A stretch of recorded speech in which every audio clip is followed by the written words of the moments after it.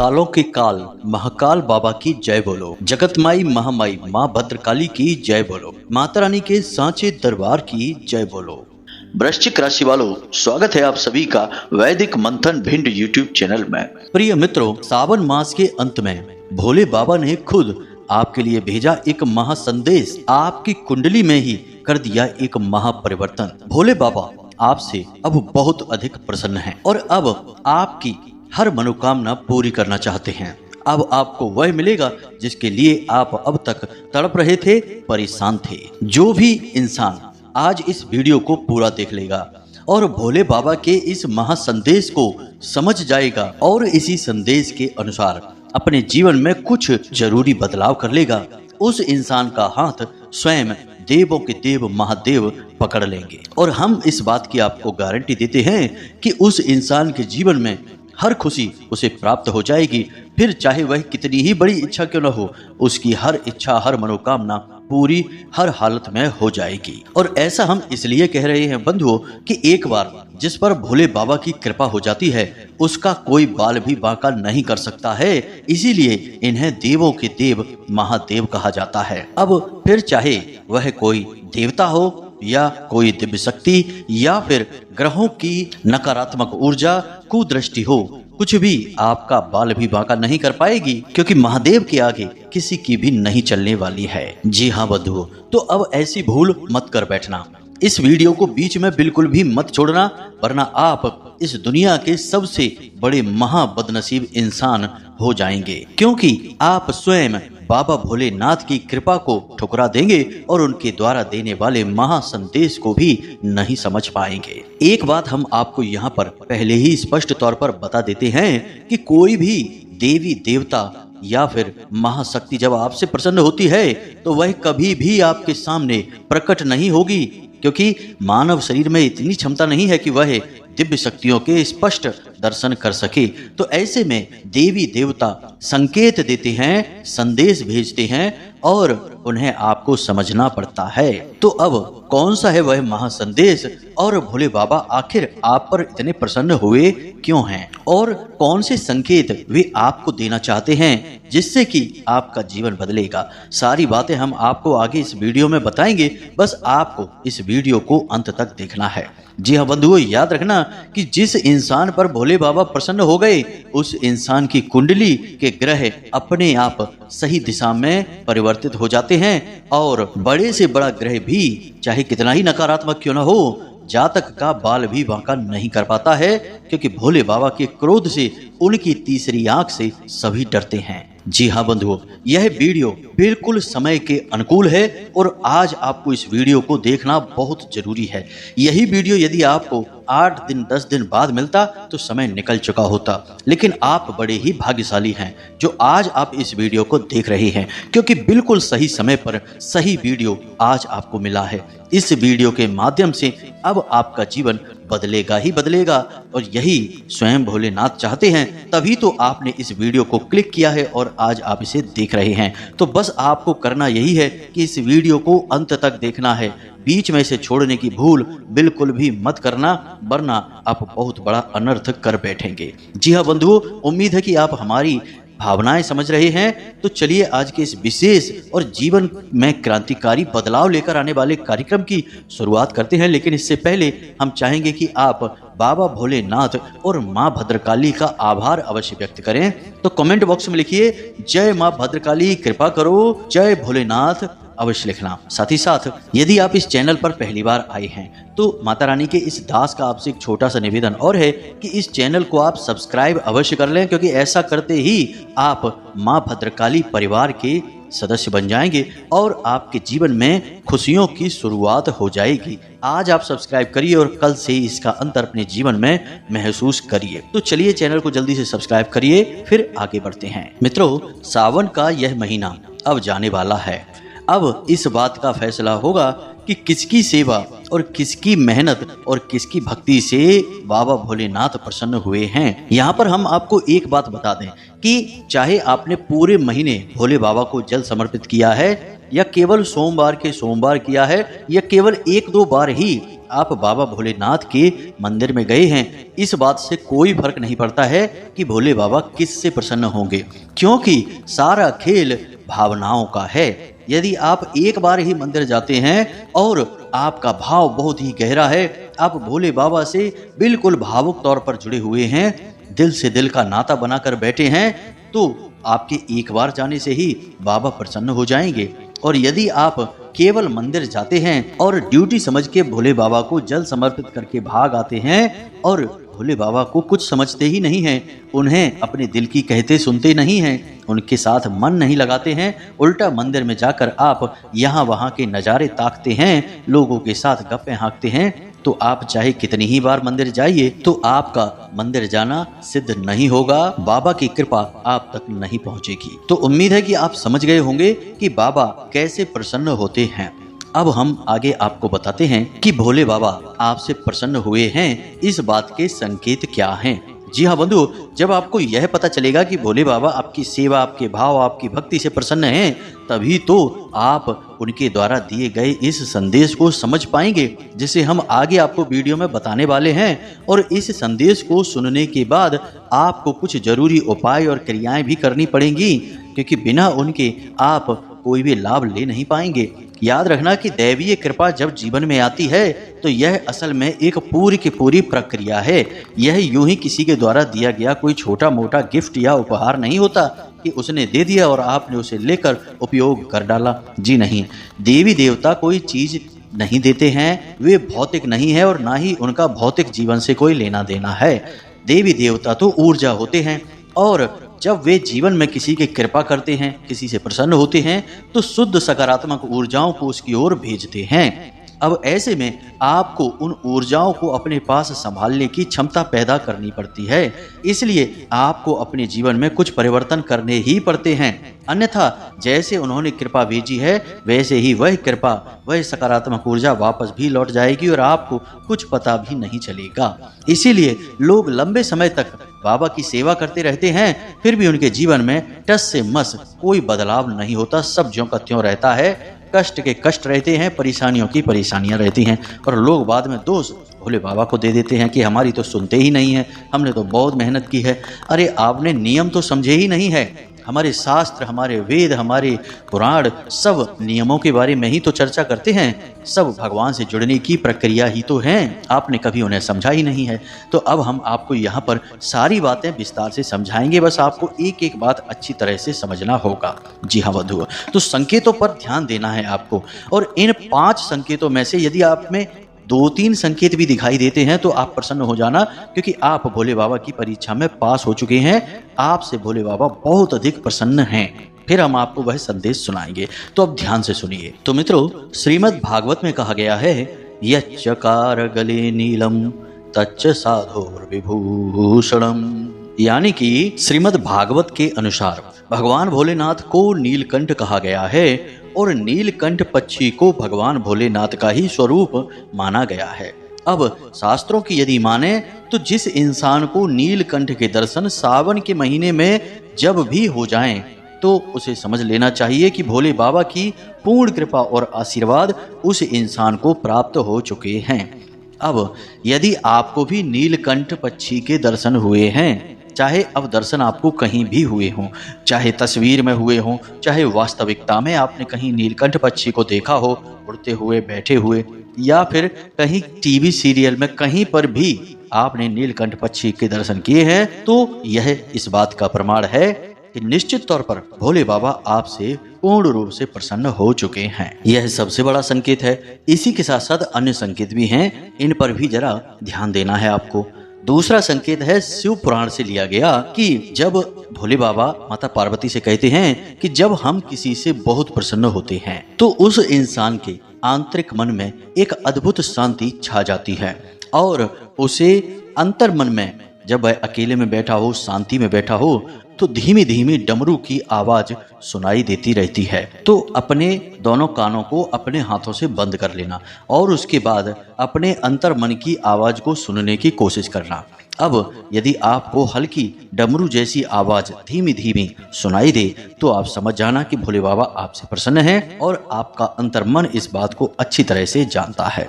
जी हाँ बंधुओं, कुछ छोटे छोटे संकेत और भी हैं, जरा इन पर भी आपको गौर करना है।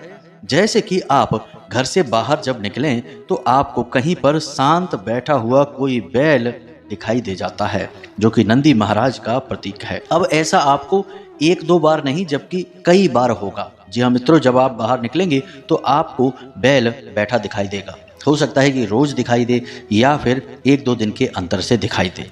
यदि ऐसा आपके साथ हुआ है तब भी यह प्रमाण है कि भोले बाबा आपसे प्रसन्न हैं। अब कुछ संकेत आपको सपने के माध्यम से दिखाई देंगे, क्योंकि सपने के माध्यम से देवी देवताओं की शक्ति स्पष्ट तौर पर आपसे जुड़ सकती है।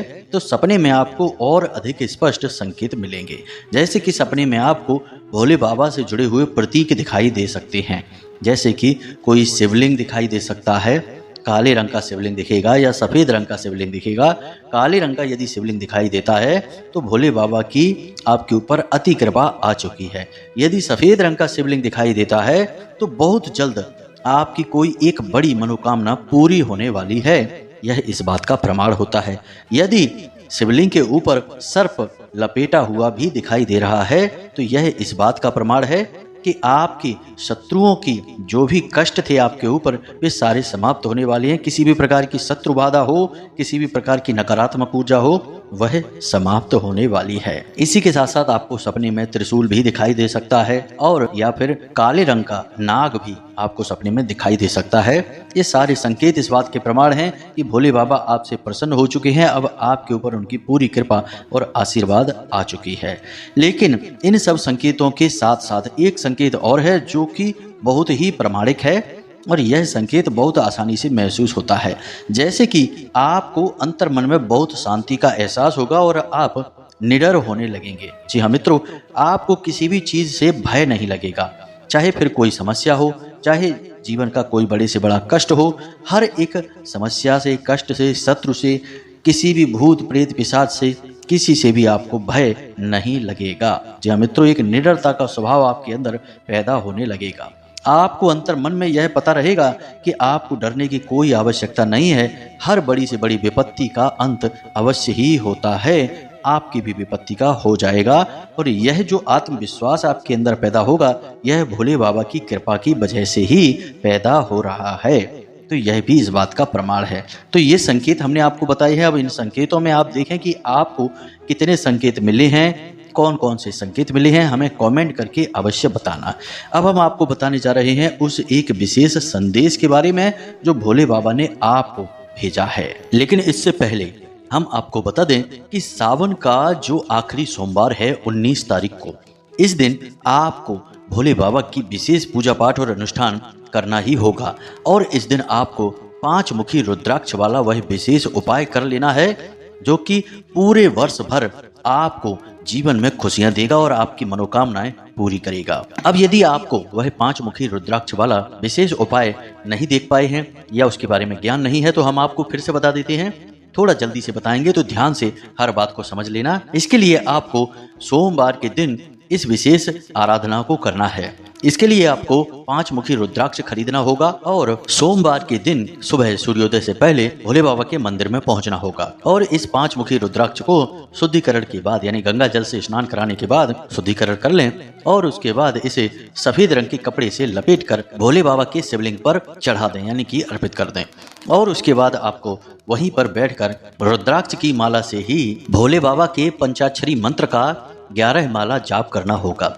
एक जगह एक ही स्थान पर बैठकर आप इस जाप को करेंगे और वह रुद्राक्ष भोले बाबा की शिवलिंग पर समर्पित बना रहेगा यानी शिवलिंग के ऊपर रखा रहेगा। उसके बाद जब आपका यह जाप समाप्त हो जाए तो आपको उठना है और उस रुद्राक्ष को जलाधारी के जल से धोकर वापस से उसी सफेद कपड़े में रख लेना है और उसे लेकर अपने घर आ जाना है और उसे अपने पूजा घर में भोले बाबा की फोटो तस्वीर जो भी है उसके पास रख देना है। अब जब आप अपने घर से किसी कार्य के लिए जैसे अपने काम धंधे व्यापार पर जा रहे हैं या किसी विवाद से निपटने के लिए जा रहे हैं, जैसे कि आपका कोई कानूनी विवाद है या कोर्ट कचहरी है, किसी भी विपरीत परिस्थिति में आप जा रहे हैं, उस समय उस रुद्राक्ष को अपनी शर्ट की जेब में रख कर जाएं। उसे धारण ना करें, पहने ना, क्योंकि धारण कर लेने से रुद्राक्ष अपवित्र हो सकता है। याद रखें कि रुद्राक्ष स्वयं शिव का ही प्रतीक हैं, शिव ही हैं। इसलिए शिव को यानी कि रुद्राक्ष को अपवित्र कभी होना नहीं चाहिए। तो आपको रुद्राक्ष धारण नहीं करना है, बस अपनी जेब में रखना है और अपने कार्य जब आपके समाप्त हो जाएं तो वापस आकर इसे फिर से अपने पूजा घर में ही रख देना है और इसे सफेद कपड़े में लपेट कर ही रखना है। बस इतना सा आपको करना है और आप देखें कि कैसे भोले बाबा की कृपा आपके साथ हर वक्त बनी रहेगी। हर काम में आपको विजय प्राप्त होगी और यदि काम धंधा व्यापार आपका अब तक ठीक से नहीं चल रहा था तो अब यह दौड़ने लगेगा। जी हाँ बंधुओं, अब इस कार्य के लिए आपको 5 मुखी रुद्राक्ष ही लेना है, क्योंकि 5 मुखी रुद्राक्ष ही स्वयं शिव का प्रतीक माना जाता है और यह पंच तत्व से बनी इस प्रकृति का भी सूचक होता है और हमारी 5 कर्मेंद्रियां और ज्ञानेंद्रियों का भी सूचक होता है। यानी कि एक इंसान के, एक मानव के जितना करीब पंचमुखी रुद्राक्ष होता है उतना कोई और रुद्राक्ष नहीं होता है। तो आप इस उपाय को अवश्य कर लें। यह अंतिम अवसर है आपके पास, इसे हाथ से जाने ना दें। अब हम आपको उस संदेश के बारे में बताते हैं। मित्रों, हमने आपको भोले बाबा के द्वारा दिए जाने वाले संकेतों के बारे में बताया, उपाय के बारे में बताया। अब यदि आपने संकेतों को अच्छी तरह से समझा है और आपको अपने जीवन में इनमें से कुछ संकेत मिले हैं या फिर सावन महीना समाप्त होने से पहले ये संकेत आपको मिलेंगे, तो आप हमारी बात को अपने ध्यान में उस वक्त जरूर लेकर आना कि हमने आपसे क्या कहा था। तो ध्यान से सुने। इन संकेतों को मिलने का मतलब है कि भोले बाबा आपसे प्रसन्न हैं और जब भोले बाबा आपसे प्रसन्न हैं तो फिर आपके जीवन की सारी रुकावटें, सारी अड़चनें समाप्त होने वाली हैं। और भोले बाबा का आपके लिए संदेश भी यही है कि अब आपको बेफिक्र रहना है, निश्चिंत हो जाना है, किसी भी प्रकार की मानसिक चिंता पीड़ा अपने दिमाग में नहीं रखनी है और सबसे बड़ी बात कि बुरी से बुरी परिस्थिति में भी आपको डरना नहीं है, क्योंकि स्वयं देवों के देव महादेव अब आपके साथ हैं, वे आपसे प्रसन्न हैं। यही है भोले बाबा का आपके लिए सबसे बड़ा संदेश। क्योंकि दोस्तों, जब इंसान अकेला होता है तो वह डर जाता है और जब उस इंसान को यह पता लग जाता है कि कोई उसका रक्षक उससे बड़ा उसके साथ है तो वह निडर हो जाता है। आपने देखा होगा कि एक बालक अपने पिता के साथ कितना बेफिक्र हो जाता है, निडर हो जाता है, और अभागे होते हैं वो लोग जिनके ऊपर से पिता का साया हट जाता है, तो वे कैसे डरे सहमे से रहते हैं। तो अब जो सबके पिता हैं, परम पिता हैं, वे अब आपके साथ हैं, तो अब आपको डरने की कोई आवश्यकता नहीं है। अब आपकी हर इच्छा पूरी होगी। बस शर्त एक ही है और शर्त यह है कि आपको सात्विक रहना होगा, धार्मिक रहना होगा और सकारात्मक विचारों को अपने मन में बनाए रखना होगा। आप जो भी कार्य कर रहे हैं लगातार उसमें मेहनत करते रहें, पीछे ना हटें, आपको कामयाबी हर काम में अवश्य मिलेगी।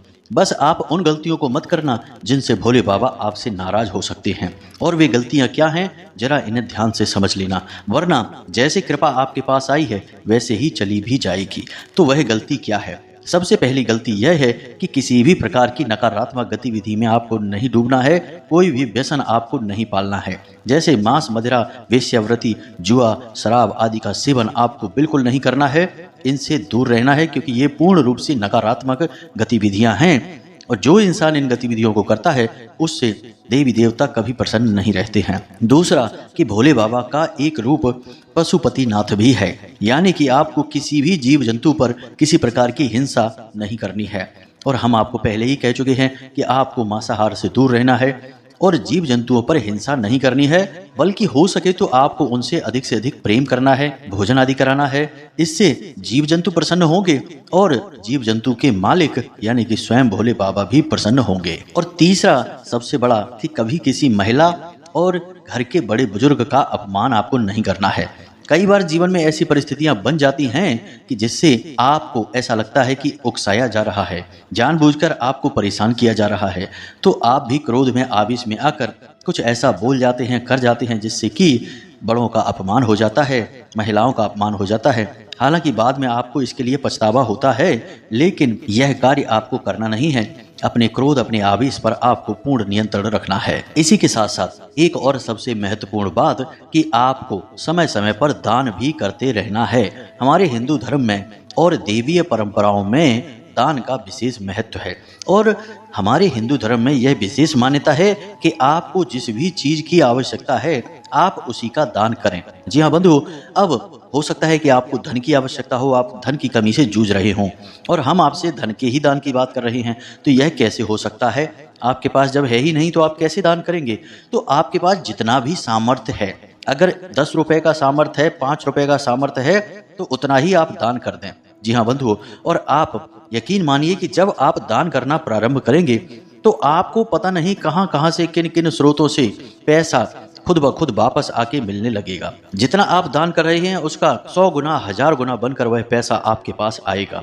दान की यही महिमा है। अब आपको कोशिश यही करनी है कि आप जो भी दान करें, चाहे आप अन्न का करें, धन का करें, खाने पीने का दान करें, भोजन का दान करें, वस्त्र का दान करें, जो भी दान करें आप मंदिर में ही करें, मंदिर के प्रांगण में करें, भगवान के सामने करें। तो वह ना केवल आपकी सात्विक शक्ति को बढ़ाएगा बल्कि आपके पुण्य के घड़े को भी बढ़ाएगा और आपके अंदर सकारात्मकता का प्रसार करेगा। बस इन नियमों को आपको मानना है और आप देखेंगे कि कैसे चुटकियों में आपके कार्य बनते चले जाते हैं। इस वीडियो के माध्यम से हम आपको यही बताना चाहते हैं कि भोले बाबा जब प्रसन्न होंगे तो आपके साथ क्या होगा, प्रसन्नता के संकेत क्या हैं। अब यदि कोई प्रश्न आपके मन में उठता है तो आप हमसे कमेंट करके भी पूछ सकते हैं या फिर डिस्क्रिप्शन में दिए गए व्हाट्सएप नंबर पर मैसेज करके भी पूछ सकते हैं। इसी के साथ साथ आज की इस वीडियो को विराम देते हैं। हमेशा हंसते रहिए, मुस्कुराते रहिए, सकारात्मक रहिए और दिन में एक बार मंदिर अवश्य जाइए। याद रखिए कि आपका उद्धार वहीं से होना है। तो प्रेम से बोलिए जय माई की जय, मां भद्रकाली। माता रानी आपका कल्याण करे। धन्यवाद।